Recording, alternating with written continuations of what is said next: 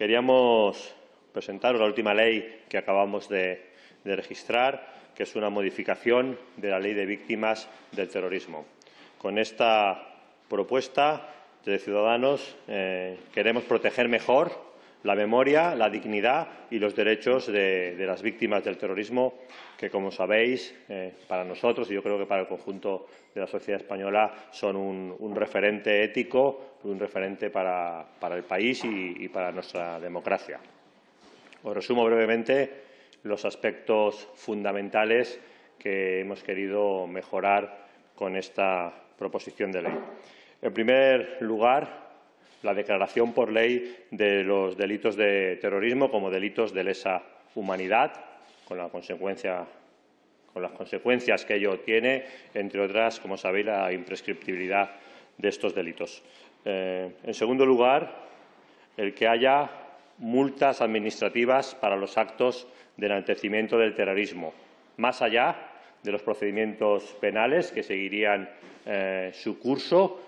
Creemos que también tiene que haber procedimientos administrativos en los que se pueda multar a aquellos que organicen actos de enaltecimiento del terrorismo y que estas multas serían más graves en aquellos casos en los que estos actos se acompañen de menosprecio o humillación para las víctimas del terrorismo. En tercer lugar, y en contraposición al anterior, sería la obligación del recuerdo y honra a la memoria de las víctimas. Creemos que eso debería incluirse, si se aprueba esta ley, por obligación deberá estar incluido en los currículums educativos. Creemos que tiene que ser parte de la formación que demos a las nuevas generaciones en honrar la memoria de las víctimas, de esos héroes de nuestra democracia.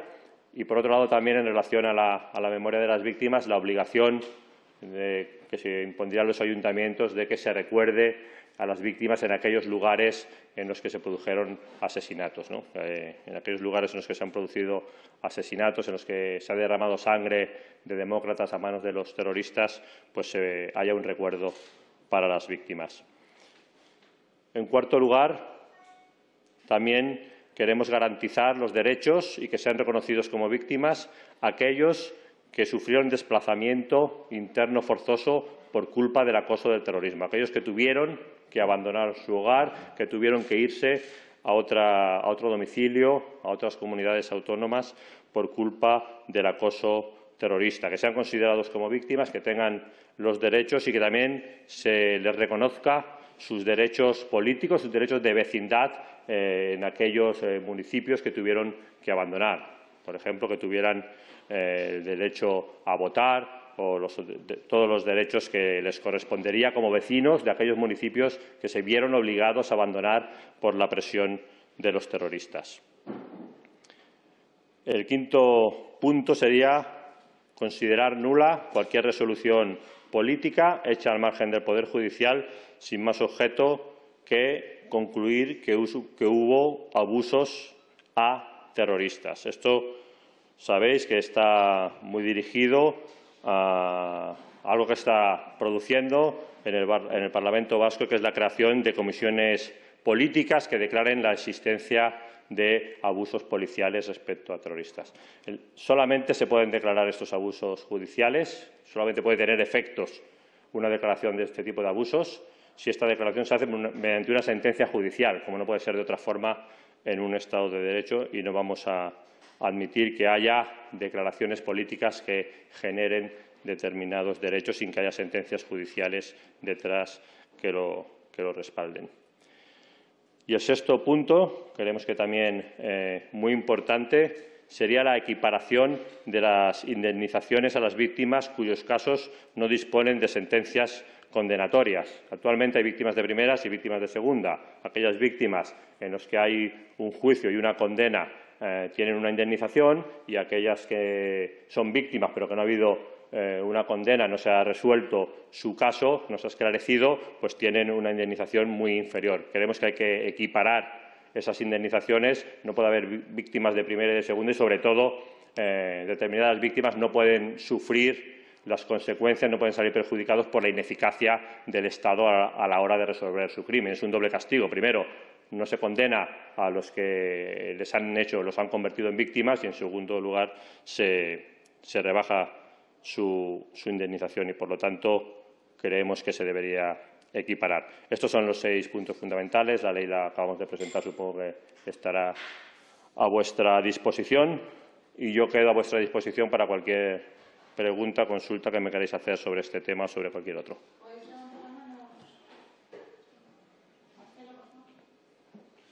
Señor Villegas, buenos días.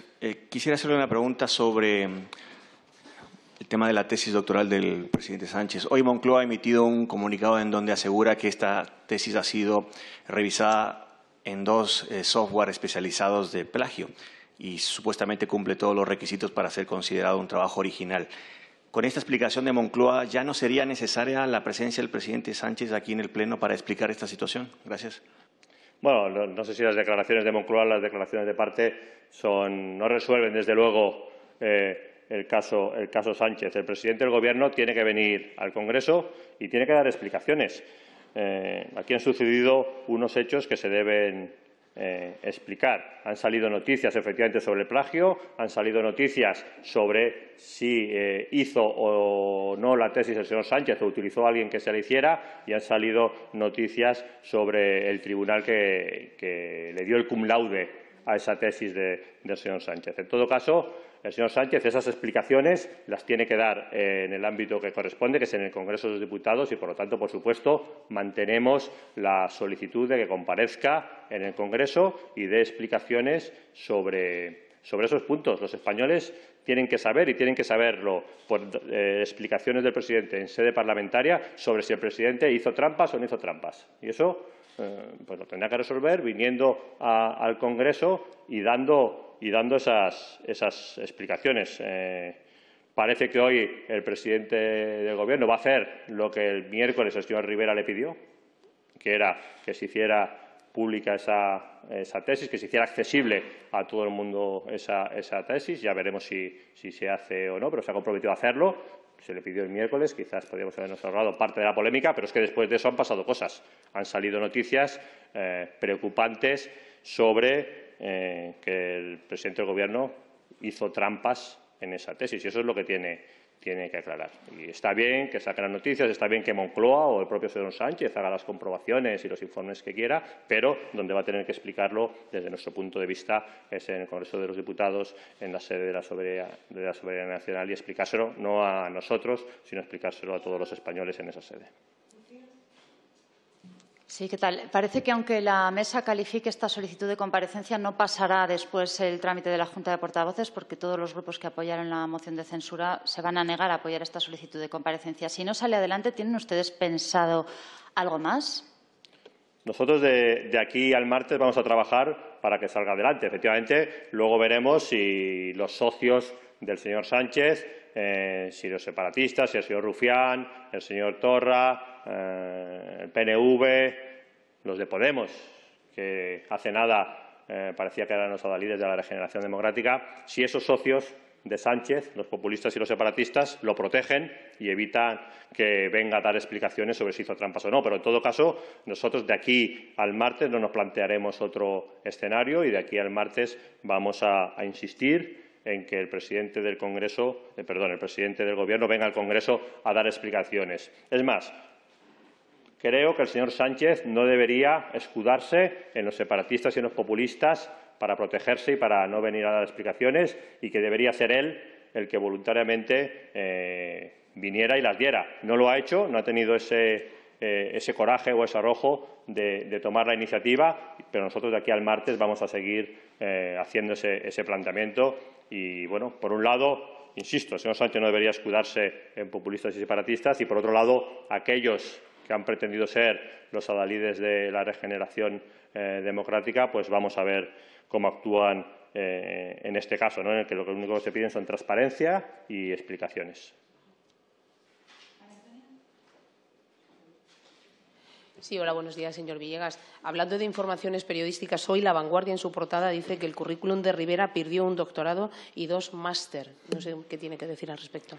El currículum del señor Rivera está a un clic en nuestra web y tiene toda la información y, por lo tanto, no creemos que haya ahí ningún tema. Cualquiera puede acceder, puede verlo y puede comprobar que toda la información que está puesta en el currículum oficial del señor Rivera es verdad y es perfectamente comprobable. Me gustaría saber si, un poco en la línea de lo que ha hecho el presidente del Gobierno, ustedes se plantean algún tipo de actuación judicial contra los medios que están diciendo que están acusando al señor Rivera de falsear su currículum. Y me gustaría también una valoración sobre el caso de Ada Colau y la Universidad de Barcelona, la corrupción que la alcaldesa de Barcelona denunció en esa institución y las explicaciones que la propia institución ha dado hoy y ha requerido a la alcaldesa. Gracias. En cuanto a acciones judiciales, yo creo que las informaciones que hay no tienen ni siquiera la entidad suficiente para que le demos más tiempo en ellas. Insisto, es muy fácil acceder al currículum del señor Rivera y es muy fácil comprobar que todo lo que hay es cierto y, por lo tanto, no vamos a dedicar ni tiempo ni esfuerzos en eso. En cuanto a lo de la señora Ada Colau, bueno, parece que la señora Ada Colau lo último que ha leído es que se ha desdicho ella misma de lo que dijo. No lo sé, es una apreciación personal, pero yo creo que la señora Ada Colau lo que tiene es una propensión irrefrenable a querer estar en el centro de todas las noticias, de cualquier noticia, y cuando está al margen pues se mete ella, aunque sea pisando charcos. Yo creo que ha hecho un flaco favor a la universidad pública, ha hecho un flaco favor a la Universidad de Barcelona y tendrá que dar explicaciones, yo creo que sobre todo por eso, ¿no? Por qué sus ganas, su ego y sus ganas de estar en el centro y salir de los titulares le llevan incluso a perjudicar a la universidad pública con declaraciones que antes de 24 horas tiene que rectificar. Por volver al currículum del señor Rivera, lo que sí hemos visto es que hay una diferencia en lo que aparecía publicado en su momento en la web del Parlamento de Cataluña y lo que aparece publicado ahora mismo, en la web del Congreso de los Diputados. ¿Por qué esa diferencia? Bueno, no sé si hay o qué diferencia hay, pero todo lo que hay… Ahora hay menos, como decía María Antonia, hay un máster menos, un doctorado menos. Respecto a la que hay en el Parlamento de Cataluña no se produce esa diferencia. Sí que hay una licenciatura máster, la de SADE, que son 5 años y que tienen licenciatura y máster, que creo que en el Congreso de los Diputados se puso licenciatura cuando es licenciatura y máster, y no sé si se ha corregido, ya lo has añadido. Pero ese, vamos, se puede comprobar fácilmente, es el curso que hace SADE de 5 años, que es licenciatura más máster y que no estaba. Lo que se ha hecho es completar ahora lo que había puesto aquí en el Congreso de los Diputados, que no se había incluido esa parte del máster, pero creo que es la única diferencia. Nunca hubo, por tanto, doctorado en el currículum del señor Rivera. Nunca figuró en ninguna versión de su currículum. Doctorando. En el currículum figura el doctorando que hizo y que no completó y por eso no es doctorado en Derecho Constitucional. De hecho, el señor Rivera no acabó, al revés que otros casos, no acabó el doctorado y por eso es doctorando y no es doctorado, porque inició su etapa política. Él lo hacía cuando no estaba haciendo ese doctorado, cuando no estaba en la política, y luego se dedicó a la política y lo dejó. No como otros que solo se han dedicado a la política y tienen que adornar su currículum porque no han hecho nada más en la vida que ser de las nuevas generaciones o de las generaciones o de las juventudes de un partido y trabajar en la política. El señor Rivera estaba fuera de la política, tenía su trabajo, completaba sus estudios y, efectivamente, cuando entró en política dejó el doctorado y por eso aparece en su currículum el doctorando y no el doctorado que no acabó. Venga, muchas gracias.